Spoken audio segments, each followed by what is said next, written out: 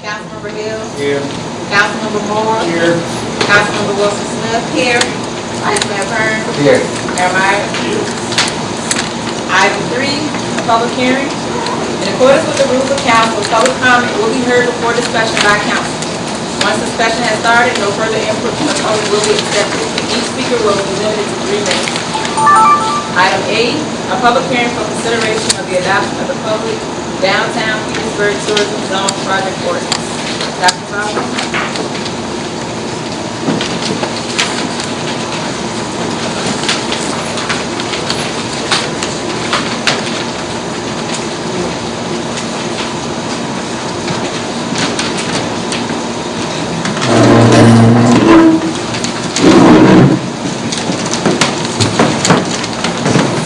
Good evening, Mayor Myers, members of council, Ms. Belton. We are here tonight to ask for your approval of a project ordinance for us to finalize our application for a Virginia tourism zone, our first tourism zone designation for the city of Petersburg. And joining me this evening is Mr. Wirt Confroy from the Virginia Tourism Corporation. Also joining us this evening is the Cambria Suites and Hotel developer, Mr. Christopher Harrison. He's at the back of the room. Also joining us this evening is Ms. Jennifer Wally, who's with Cornerstone Government Affairs out of Richmond. For your information this evening and your consideration, I have prepared a document that you all have just received. We want to talk to you about the Petersburg Downtown Tourism Zone as a partnership for strategic investments and economic growth. And the very first page of the document, past the title page on the second slide for you all, it's at the bottom of your front page, is the application schedule. We've been working on a tourism zone designation since the beginning of the year. We first came to you all back in February and asked for your approval of a tourism zone ordinance that identified the boundaries of the tourism zone, which actually are the same boundaries as our existing central business enterprise zone. Some other things that had to be done as part of the tourism zone application was creating and submitting a tourism development plan using a template provided by the Virginia Tourism Development Corporation. We have an application fee that the developer is paying, but this document simply lays out the process that we've had to go through. And so we're at the final stages of tourism zone designation, and tonight we're asking for your approval of a project ordinance. The significance of the ordinance that we're asking you to consider tonight is that it's very project specific. When we came to you earlier this year, it was not in reference to the particular project, but a downtown Petersburg zone. This ordinance that we're asking you to approve tonight is specific to the Cambria Hotel and Suites project. Passing or approval of the ordinance provides us with access to gap financing tools that are offered by the Virginia Tourism Corporation. It's Virginia Tourism Development Financing Program. Our developer is applying for funding, a loan through that program. We're also asking, with approval of the ordinance would come approval of the tourism development plan, and we're also asking for authorization of other actions consistent with the state tourism gap financing program, and that is an actual performance agreement that the partners would have to enter into. This program is actually a partnership between the state, between the locality, and between the developer.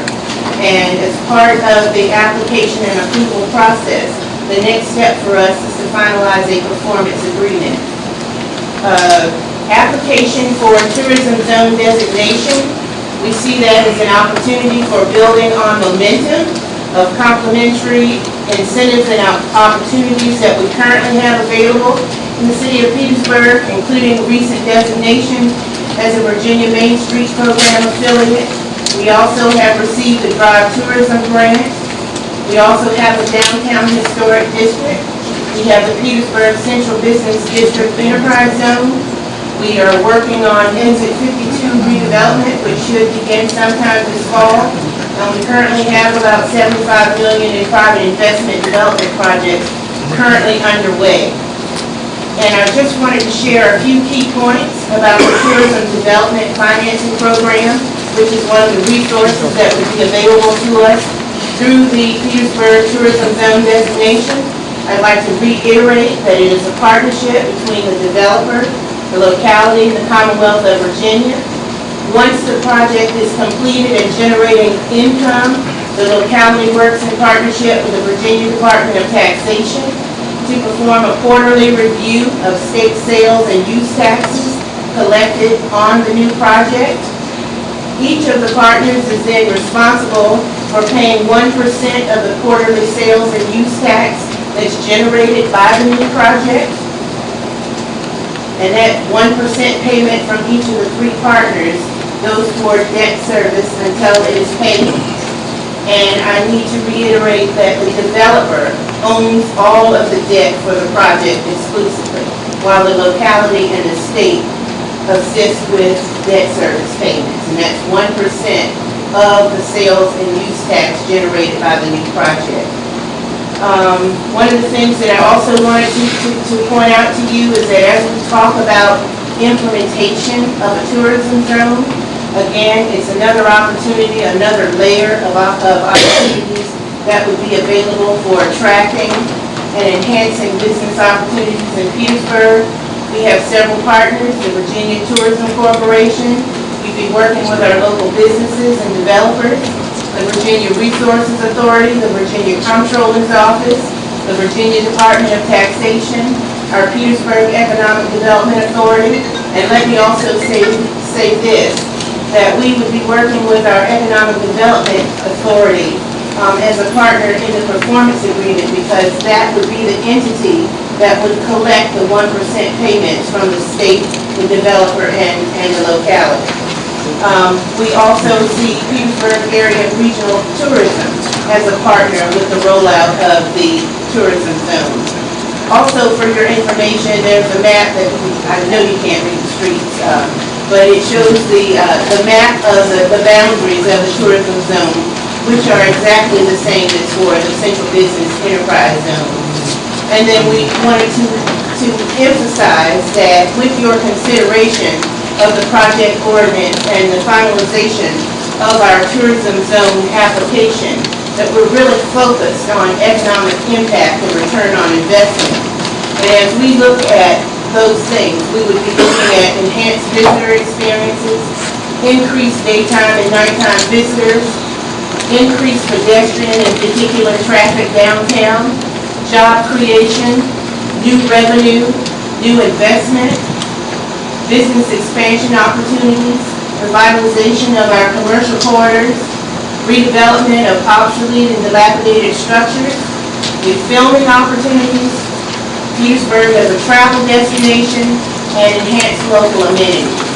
And with that said, I'd like to call your attention to the very last page, or the last slide, which is something that you've seen before in terms of 20 good reasons to say yes to Petersburg in regard to our location and the things that Petersburg has to offer as an attraction.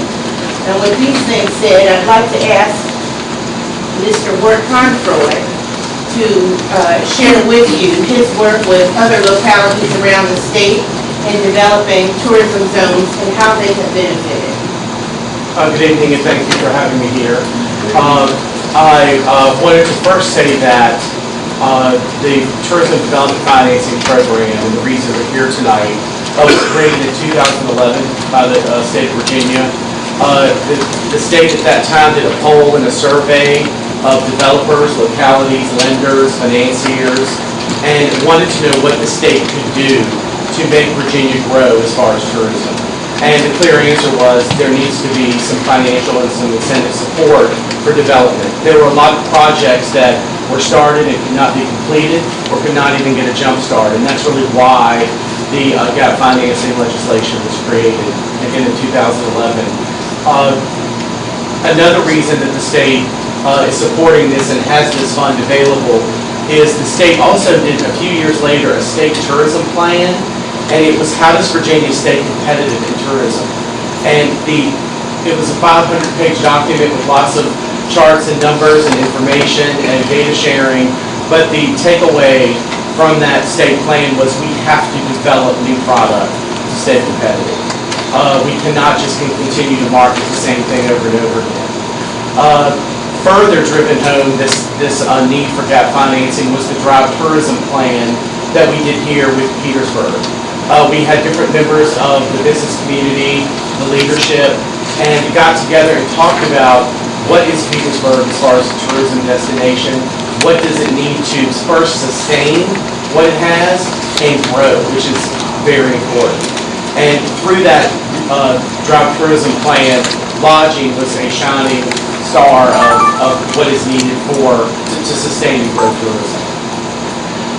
Throughout the state, we've had 4 projects that completed gap financing.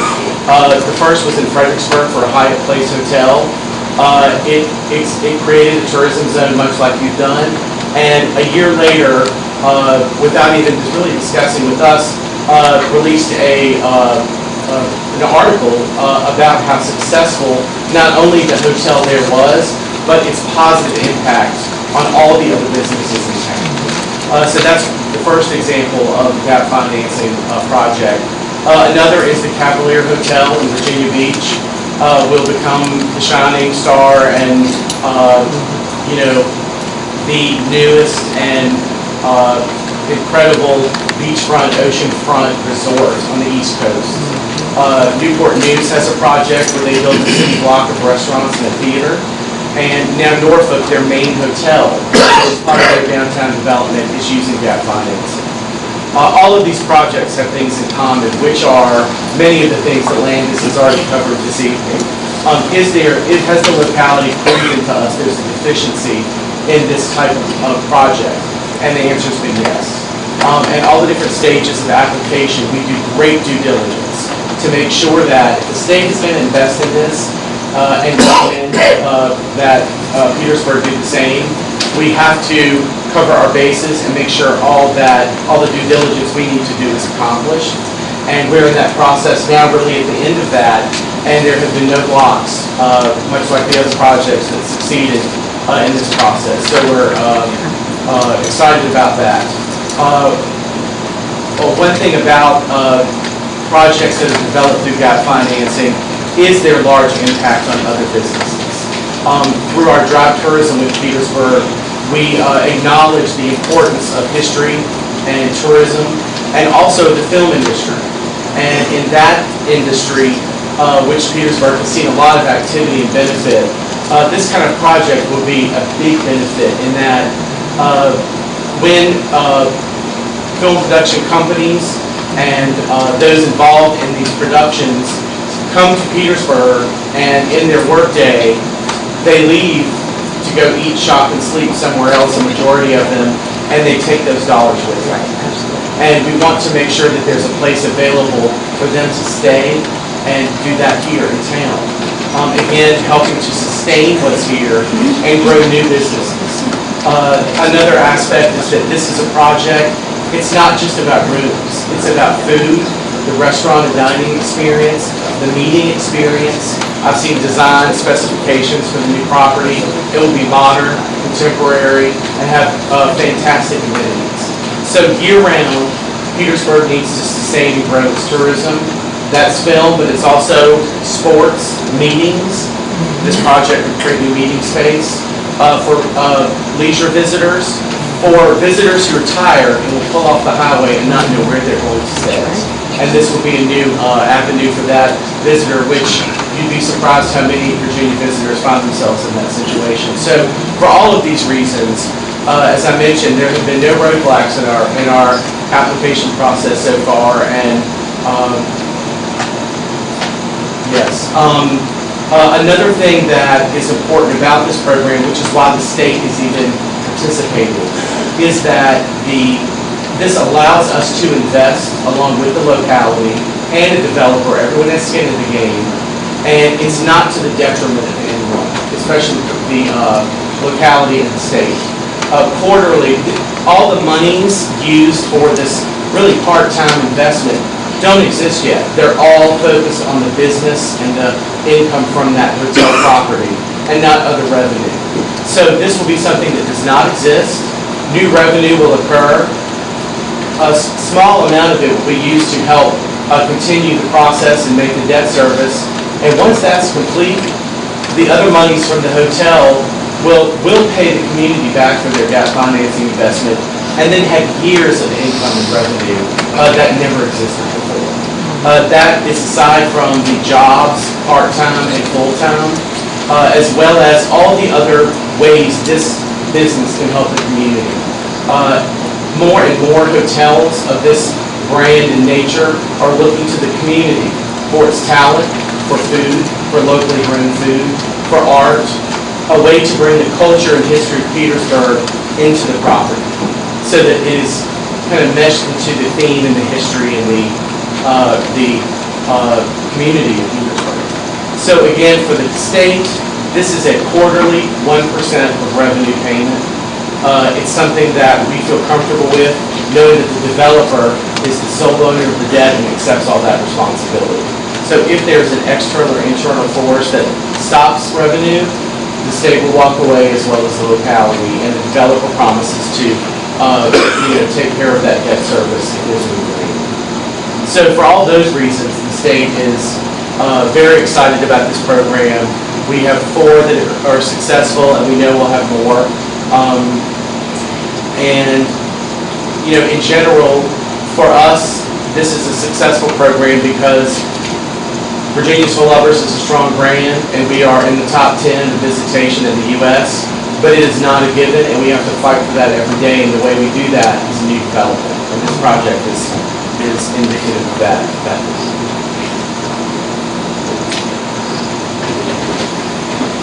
At this moment, I take any public comments.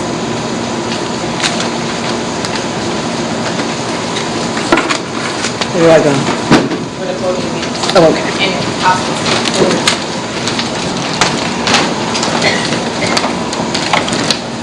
Good evening, everyone. My name is Gloria Brown, 1557 South Sycamore Street in Petersburg. As a resident of Petersburg over the last 12 years, coming in the height of pursuing the historic development of downtown and being the president of Landmark Resource, and I am a new member of the Petersburg Economic Development Authority. I definitely encourage the support to approve this because with all the facets that Petersburg has now, but all the shining stars and the diamond that Petersburg actually is, we really need to take advantage of it. We've gone through RUDAC, Berkshire, LISC, so we need to move forward and not stop on this project. And when I was in Roanoke, I stayed at Cambria. I love it. So it would be an absolute shining star right at exit 52. My husband and I have continued to talk about exit 52 from the time we moved to Petersburg, and I think that would be a definite start to the transition. So I encourage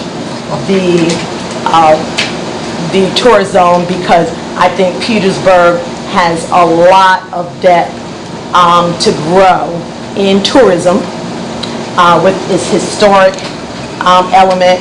The sports complex, we can definitely move the sports complex, the golf course.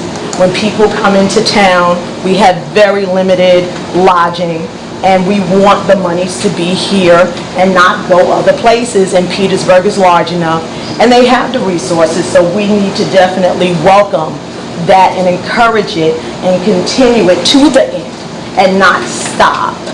So please, City Council, approve that, and economic development with the community's help, that we move this project forward because we have so many opportunities, and with the film industry, that is just a gem, and we're very blessed to have so many projects. You don't know what can happen for Petersburg. So let's move this forward. Thank you so much.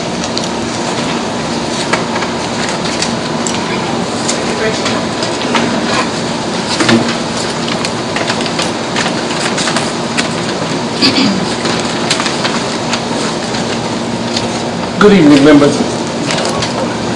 Good evening, members of council. My name is Linwood Christian. I reside 14 Mistletoe Street here in the city of Petersburg. Just like Ms. Brown, I too encourage the passage of this and ask the city to support it, but I do so with reservations. One of those reservations come because, as I said, number one, we've heard this before, many of us, and when I say I've heard this before, I can go back as far as when Mr. Cuthbert's father was on city council, along with Remy Arnold, Bruce Edwards. I heard it before when our state senator, Rosalind Dance, when she was then mayor, not too long after she became city council person, following behind basketball star Mark West's father. And I say we've heard that before simply because we've seen the good, we've seen the bad, we've seen the ugly. And one of the things that concerns me is that once this tourism, or should this come into being, first of all, how soon is the city going to take care of its other outstanding responsibilities in order to invest in this?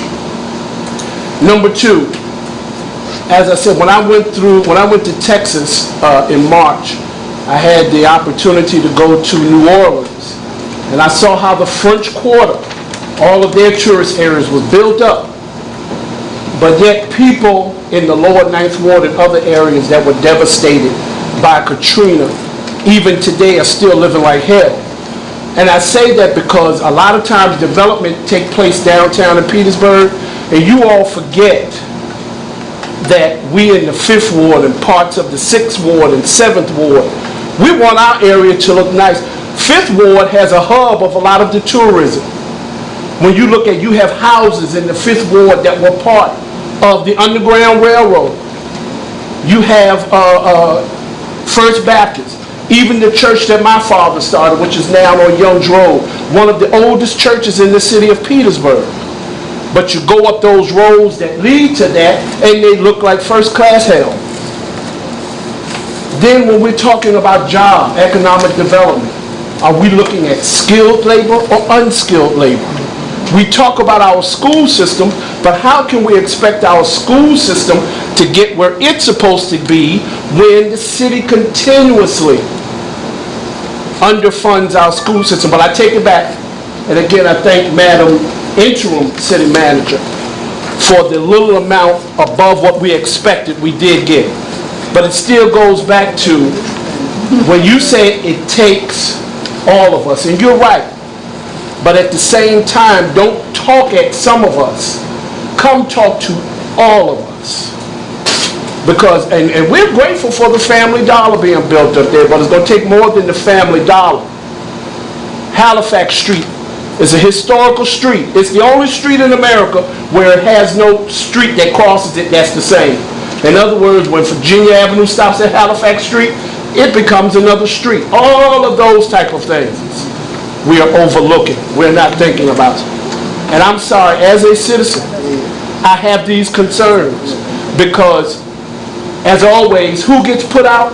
Our poor, our seniors, and our young people get overlooked in the name of tourism and economic development. We don't want that to happen. And if we are, then, last thing, when we're talking about jobs, we have a number of people in this city who have felonies. What are you going to do to help them so that they can contribute to the growth of this city? Again, it sounds good, and I'm all for it. Even though, as I said, I've heard it all before. I just hope that we make it work this time. Thank you. Any more comments?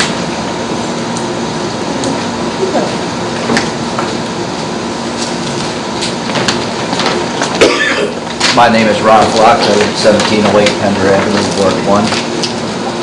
members of council, and Mayor Vice Mayor. I am hesitant about this whole thing. One, we don't even know. There's a group of hotels. None of those hotels fall into the same category as the ones you mentioned. The Cavalier, the Hyatt.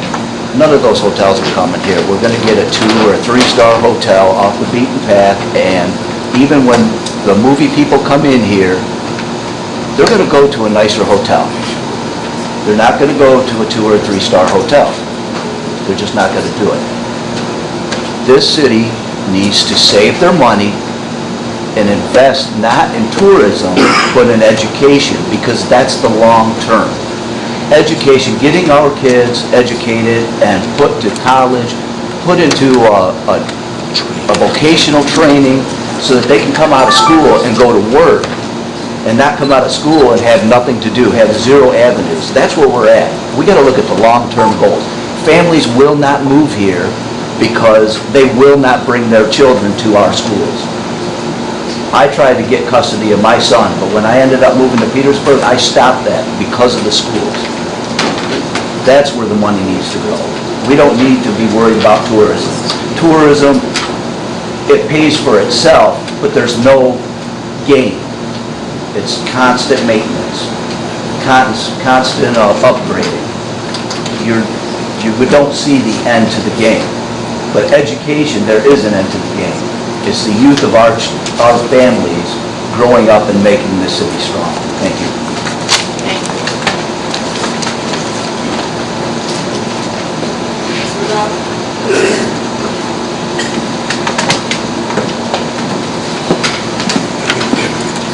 Good evening, Council. Barb Rudolph, 1675 Mount Vernon Street, Petersburg. I think it's great that everybody who comes up here has kind of a different perspective on this and different comments, and mine is different than all the others too, and I think it was great to hear about it and to learn of the support from the state, and that makes me feel more comforted about the prospects of this, and I did have a couple things I just wanted to point out that maybe you as council members might want to inquire into further as you make your consideration. And one of those was hearkening back to in May when there was other discussion about the development of this hotel and applying for a HUD grant for $2 million. I don't think it's come out in the public what's been the disposition of that and how that may, I realize that may have a less than significant impact on this, but it would still be valuable when we're having a public hearing about the development to learn about where that is in the process. Because now when we look at this and this timeline, and you're looking at September, which I understand is coming upon us quickly, it's really been almost a year since the project was announced. I'm not saying if there's any foot dragging going on, but because it's been a significant amount of time, I think it's valuable to share that. The other piece I would note, some of this is going back to the initial information that came out with the agenda. I think the ordinance or resolution, it mentioned that the estimate of the, I think the tax value would be about 200, this was an estimate, would be from the hotel, once it's built, would be about $200,000 a year, and it would be, I guess, 1% of that, plus 1% of the sales, but we don't know what the amount of the sales are. And we don't know what the amount of the loan is. And it did specify that the developer could borrow up to 30%, which I think is about $5.6 million. So, and I don't know what the interest rate is. It seems to me like debt service on $5.6 million would still be a lot of money and possibly worth it to the city, but you'd have to think about, you would be forgoing some revenue, because some of that revenue would be that ordinarily would be used for other things, basically even just trying to make the city's financial situation whole, would have to be diverted to go back to paying for this debt service. So all of those are considerations, but overall, I think it sounds like a great opportunity that's worthy of consideration. Thank you. Are there any more speakers? I don't want to speak, I just have a question. Where do we find this plan that this Dr. Duncan was talking about? I said, you can state your name when you're asking the question, I need your name. Victoria Rabia, 216 North Sycamore Street. I hope to next month open the boutique